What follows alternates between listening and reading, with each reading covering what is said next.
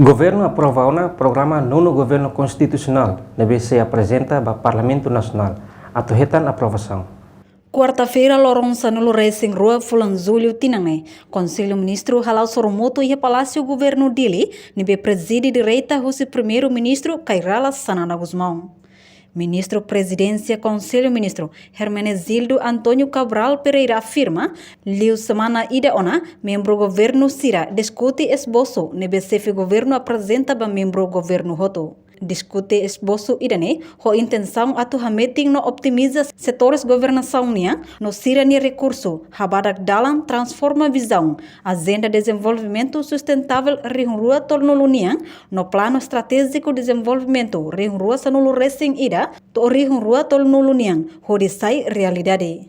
Ministros libur ba considera este assunto importante que teve sido pelo programa Nono Governo Constitucional linha, nabe atu apresenta para o Parlamento Nacional esta aprovação.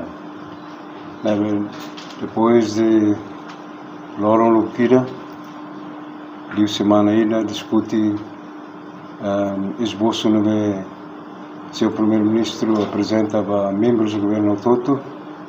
A redação, a dia, a tuta, hoje é a única aprovação do Conselho de Ministros. Também depois que o Conselho de Ministros aprova, mas bela tumba o Parlamento Nacional. Leva a aprovação é halotia. O Conselho de Ministros consideramos ato uso voto de confiança ainda. Para o Parlamento, preparamos, leva ao Conselho de Ministros e aprova o voto de confiança que propõe para o Parlamento. Leva para a reunião, mas a me prepara sumário e comunicado a FOB e a Bolsira, o teto português, e depois é tudo para o Parlamento.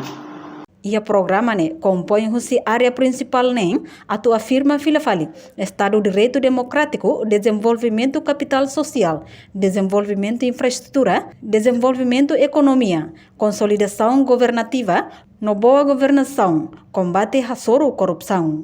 Reportagem Marquita da Silva, Televisão Timor Post. Janela Informação, bem Roto. A tua informação atual dia Clio, que tahaluha. Anehan botão subscribe, like, halo comentário, no faz tu também mídia social Roto.